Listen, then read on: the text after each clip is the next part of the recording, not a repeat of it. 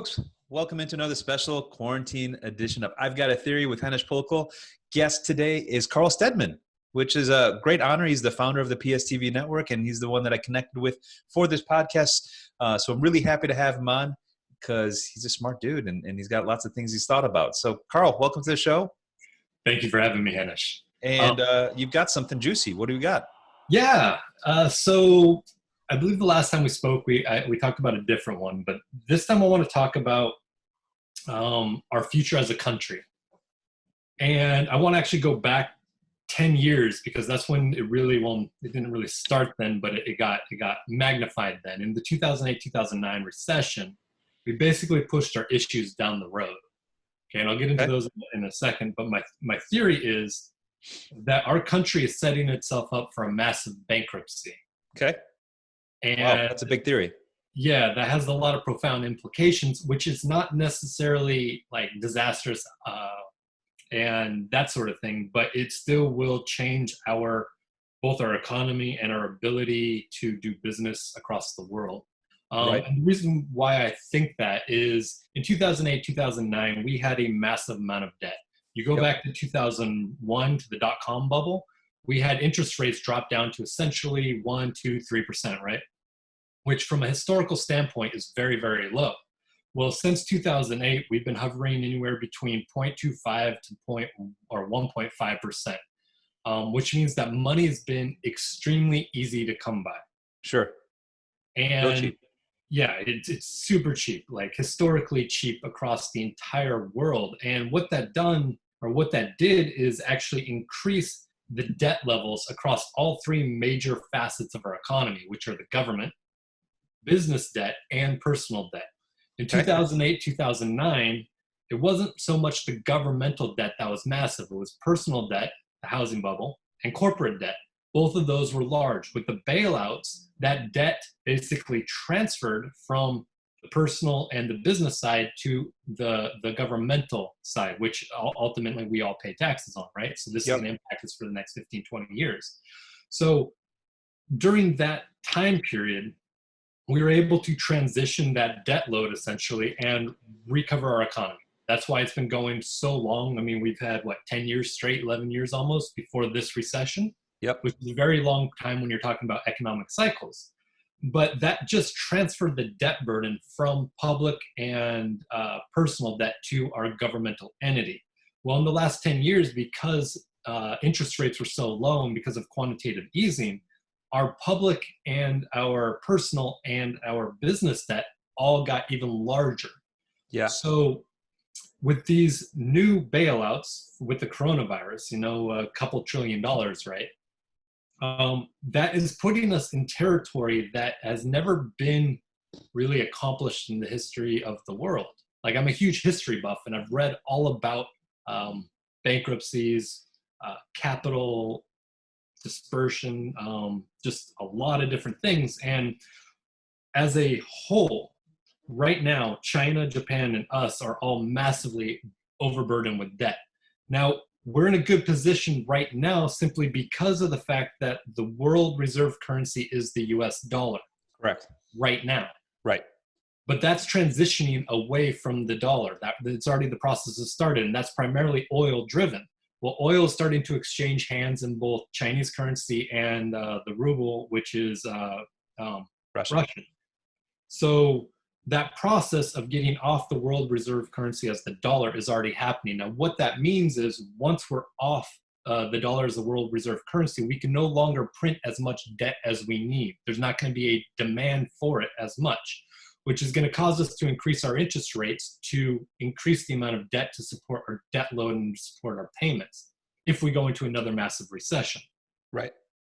Right. That being said, because business, public, and private debt are all massive relative to our GDP and our income levels, we're setting ourselves up for a massive default, one which the world has never seen. Okay, so let's talk about that. One, which countries recently have done bankruptcies? Do you know anything like that? Yes. 2007,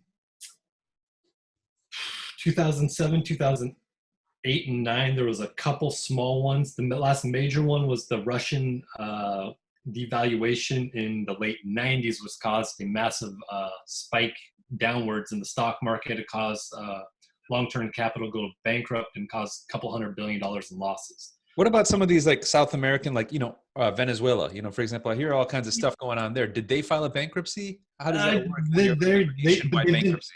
They've been doing pseudo bankruptcy, so just devaluing their currency to a point where essentially it's worthless.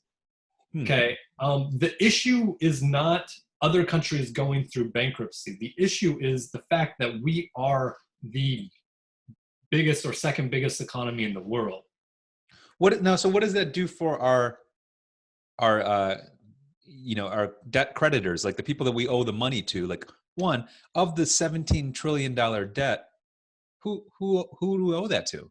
A bunch of different individuals, a bunch of different entities, governments. China. Are they all backed by bonds? Is that what it is? Is it the treasury bonds is the debt? Yeah, but it's even more so than that. So if you look at like Fannie and Freddie, they're implicitly backed by the U.S. government. That's not actually on our debt load publicly, but it is part of our debt. We have other off-balance sheet items that are in the trillions that aren't actually on our explicit debt. Well, yeah, that I understand this a little bit because I have an econ major, but I know there's a lot of unfunded obligations like future Medicare payments and future, defense payments, right? Any kinds of like future payments of payroll or, what are these things called? Like when people get payment after they've retired, right? So that kind of stuff, they have all those are kind of unfunded and not on the list.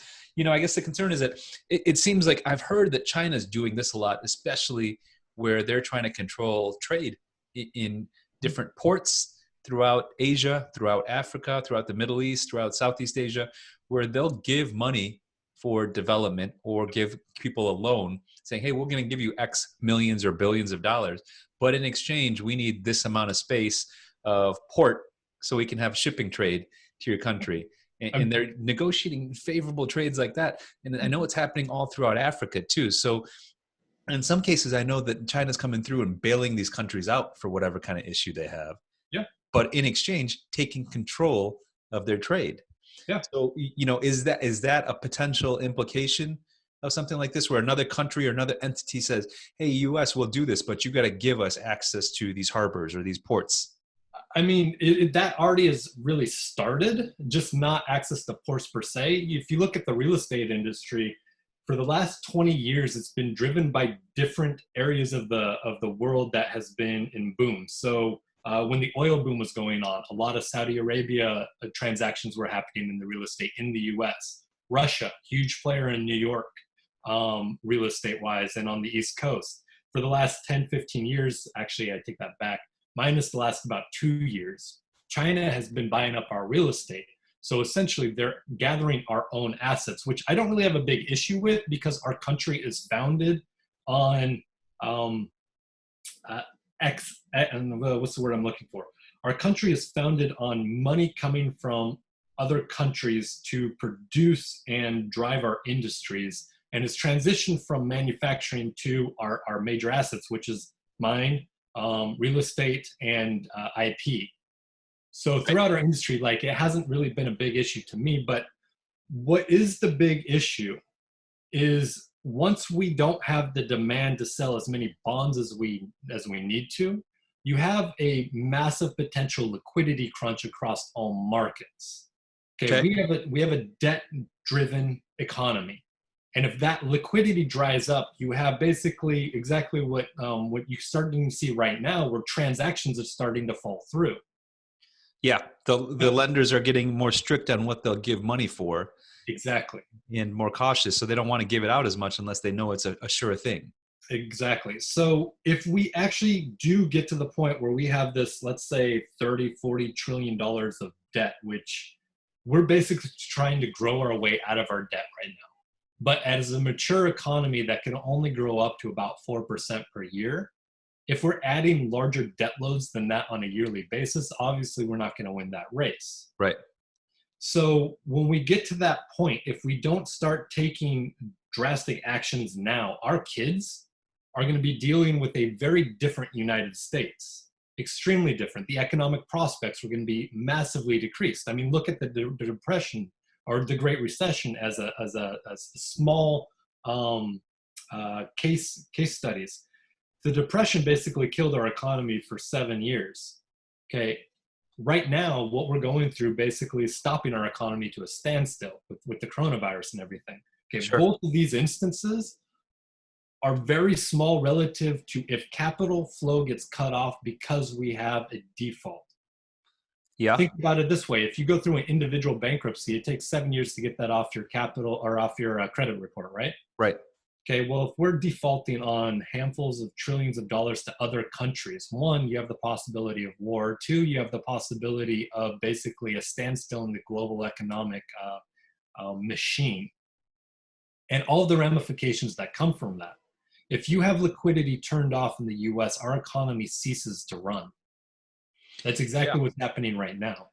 Yeah, that's a bold statement. I wonder what we could do to prevent that, and if there's anyone in charge, in terms of our elected officials that are looking long term enough, as opposed to just the next 2 to 4 year horizon before their next reelection, to plan for these kind of things, right? That's kind of what's been lost over the last several years, is that everyone seems to be short sighted and thinking about them first and their rich friends second. That they're not thinking about the overall plan for the whole country, and or for the whole world, right? I mean, because we're so pivotal in the development of the whole world and how people's livelihoods and everyone's quality of life effectively, right? Because what this comes down to is just quality of life, right? It's Exactly. not saying, oh, I need a bunch of money to buy a new boat or something like that. It's like, do we have the money to pay for utilities and infrastructure and groceries and the things that we need to survive as humans, and to keep our country together? That's the bigger concern, right? Is that, can we keep this all together? And then I guess the follow-up question is anyone thinking on that level, besides you and I and a few other handfuls of people that are kind of planning for long-term, knowing that I do want to be 80, 90, 100 years old one day. I do want to see my kids reach 60 and see my grandkids and things like that flourish, and not have to worry about, shit, are there enough farms out there producing food? Can we get from town to town? Is there a public utility that's creating electricity for us, right? That's the fundamental concerns that you're having, is that all of this could be at jeopardy. Yeah, exactly. To answer the first question, is there anyone thinking about it? There are definitely individuals that are very conservative when it comes to the fiscal responsibilities of the US government. However, you hit it right on the head. Politicians have 2-year and 4-year time horizons at max. With that being said, one of the things that I would love to see happening in my timeline is actually couple politicians pay with the outcomes of both the economic status in 10, 15 years of the country and the economic status or the quality of life of the constituents. If you tie their payments to how well we progress as a country, you're incentivizing them to think longer term. That's an interesting strategy, but the problem is that they vote for their own pay increases, right? No. The word I was trying to think of was pension, right? Yeah. Once you get to become like a senator or an assembly member, like, you've literally hit the lottery, because you're going to get paid X tens of thousands or hundreds of thousands of dollars for the rest of your life, just because you hit the 2-year lottery where you're working for 2 or 4 years, and now you're taken care of. And that's an egregious thing to think of, that you've just become effectively a millionaire because people are voting you in to work for 2 or 4 years. Yeah, and I equate that to a lot like how executive compensation has progressed over the last 10 years. You used to, like in the 80s, 90s, and even the early 2000s, you used to have CEOs, CFOs granting themselves massive paychecks with little or no oversight. That's what's happening in our public sphere. But eventually we got systems and processes in place to actually change that. Why? Because there was a massive upcry. So you have boards that actually oversight or have oversight over executive compensation. You have investors who have oversight over executive compensation. The same thing needs to happen with public servants. We need to establish some sort of body to have oversight on their payments or their pensions or whatever you want to call it, rather than having it so self-serving. True, but the inmates run the asylum, right? They make the rules that govern themselves. Exactly. So you need to have someone that has the balls, if you will, to push that through, but we also need a catalyst to drive it as well, which is a totally another topic. But to answer the first question, are there people that are actually thinking about this in a long term? There's not enough, no. But at Well, the I end of mean, things get missed, like, and I hate blaming media, but they're doing their job, which is to get advertising revenue, right? That's what media is for. exactly. Um, and so it's not to necessarily give you the news that you need to hear. Like this morning, I was trying to share that, Kiplinger reported that the PPP loans that we're getting might not have a tax break on them. You might have to pay taxes on that free money that the government gave you, which is bone crushing, right?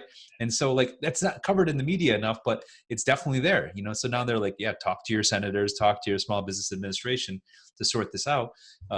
But that's a concern, So Karl, now what do we do? The U.S. might be heading towards bankruptcy. What does a nationwide bankruptcy look like? And what's something we could do to prevent it, and what's something that we could do to brace for it? What do we need to do? Do I need to build a bunker? Do I need to, have a warehouse of food and water ready? Um, I don't think you need to go that far, although I have friends who are doing that. First and foremost, from a personal standpoint, you need to start building your own balance sheets. You need to get away from having so much debt. Debt is not the magic pill to solve everything, which we've been using for the last 20 years. Right. Buy it now, pay for it later. Exactly. I mean, that's our entire economy. If you look at everything has payment plans. Why is that? Because you don't have the cash to pay for it right now. Right. But you're paying interest. You're essentially once you get to a certain point, you're in indentured servitude, basically. Yeah. So build up your personal balance sheet. Secondly, start diversifying your assets across different currencies.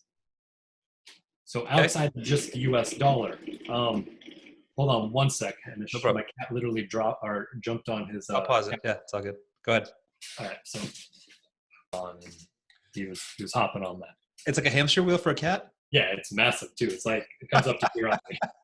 Okay, interesting. I might have to Google one of those things later. It's funny. Like he gets great exercise off of like a cat treadmill, huh? Interesting. Yeah. All right. So are we recording? Yeah. All right. Sorry about that. Cat was making a ruckus. So build up your personal balance sheets. Diversify your investments, your asset base across different currencies. Bitcoin's a direct product of that. That's exactly what that is. Now, I'm not a huge proponent of digital currencies. I think that is the future. However, it's just an example. I wish it was more stable. I wish it'd be like, okay, cool. This is the currency and this is the value and that's it. It doesn't change. It will be because we're so early in the development process or the development cycle of that. Essentially, it's a new technology, blockchain. Right. It's not mature yet. It's just like the internet in the 70s and 80s. Like it was just all sorts of crazy things. Now it's a mature industry. So give it another 10, 15 years, you'll start seeing baskets of currencies in that. So once you build up your personal balance sheet, then you got to start actively campaigning, if you will, to have politicians who have the foresight to actually start putting in policies that are not going to be popular in the near term, but 5, 10, 15 years, you're going to prevent massive, massive, massive issues. Now, in order to do that, you have to have that incentivized system, which is, again, politicians pay. You need oversight in that regard. I'd love to see politicians pay coupled to the outcomes of the economy in 10, 15 years and the standards of living in 10, 15 years, because that's what it's all about. You hit it right on the head. In order to do that, I think you'll need to have a major catalyst. Right now, we're going through a catalyst, pain. Pain is a catalyst to have people change their activities and change their actions. True. I don't know what that pain would look like. I don't want to go through it, but I believe that until we have a catalyst, we're not going to have the incentive as a population to change the fundamental issues that we're facing as a nation. Right, especially because most people don't want any kind of change. Exactly. And that's the crazy thing, because the only constant in the universe is change. Right. Yeah, but then, now it's a training that you have to do to people from birth, right? That you might have to change careers. You might have to change what you do for a living. You might have to do these things differently or think about something differently or learn after you're an adult. God forbid that you have to learn something new at the age of 25, 30, 40 years old, whatever it is. But those are things that that a lot of successful people do, right? They start a business, they start a company, they work on something. Even if you're not a successful business owner, you might have changed your career several times to go with what's popular, what's available. The other day I was talking to one of your friends that owns a painting company, and he was talking about how he didn't have to go to college for that. And some of his people had gone to college, but they learned this trade, they liked the work, and they get paid well and can have a good living that way. Yeah. So Yeah. now we got to kind of think a little bit more creatively. You might not need a business degree to make income. Yeah, exactly. I would argue that you actually don't need a business degree, because what they do in college or business degree curriculums is actually create a thinking style for you. True. That thinking style doesn't necessarily put emphasis on problem solving and adaptation, which, as you know, business owners have to do that constantly. Right. If you're like, to me, I read a book every other day, give or take, throughout my life. And that's about the pace that I go. I'm addicted to learning new things. So to me, it almost seems ass backwards that as a society, we have this stigma of learning when you're older.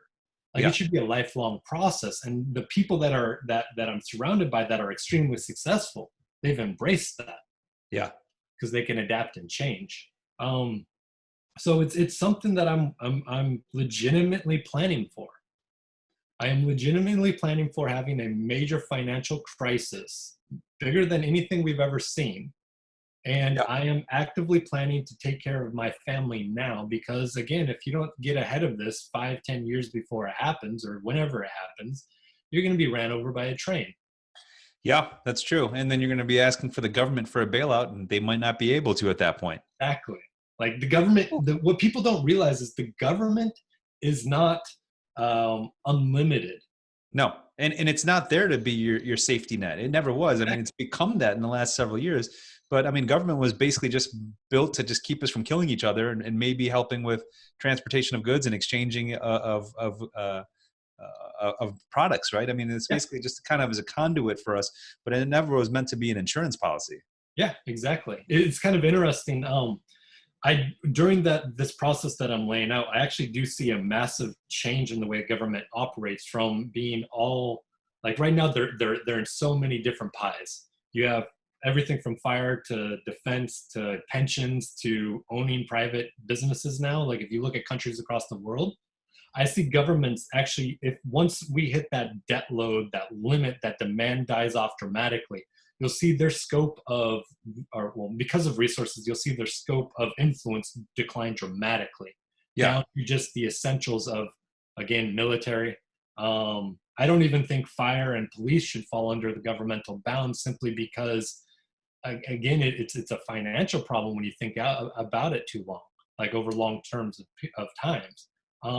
I think individuals, if in America, especially because of our spirit for building things, I think a fire department or a police department that was ran privately might actually be more effective. I know the judicial system would be more effective than it currently is. Because if you look at the judicial system, like, I've been through a couple lawsuits. It took 3.5 years to get something settled. And it's like, you do 30 minutes of work, you hand in the paperwork, and then you wait 4 months. Yeah.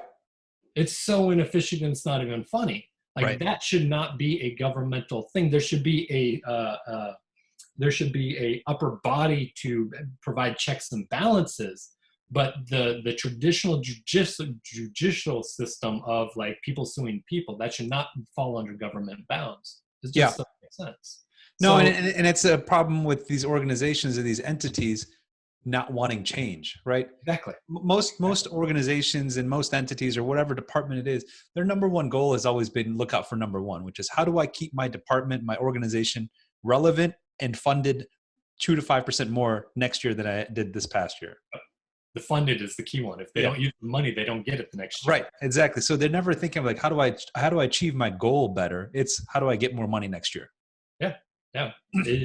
And look at the space industry right now. Prime example of that. For the last 30 years, it was primarily and 100% driven by government. Yep. Now the baton's being passed to private organizations, and it will continue to be so. I believe in the next, I mean, NASA has a massive budget, but you're going to start seeing direct competition between NASA and private spacefaring agencies that are on the same playing field. Why? Because our companies are getting to the point where they're getting the size of countries. It's true. That's true, right? Or bigger than many of them, right? For Yeah. sure, because NASA's budget's about 20 billion a year, Yeah. and they're saying they want to do another moon landing, but that's another $3 or $4 billion per year to do that over the next few years. Anyways, we can go down a rabbit hole for this for hours for sure. Um, but the theory stands that you think that the U.S. in probably not just the U.S. there are probably other countries that are in similar, because when you look at our debt loads versus our GDP, we're in line with a lot of the other advanced modern countries out there, including a lot of European countries have similar debt loads to us. And so they have similar systems that have put them in the same type of place.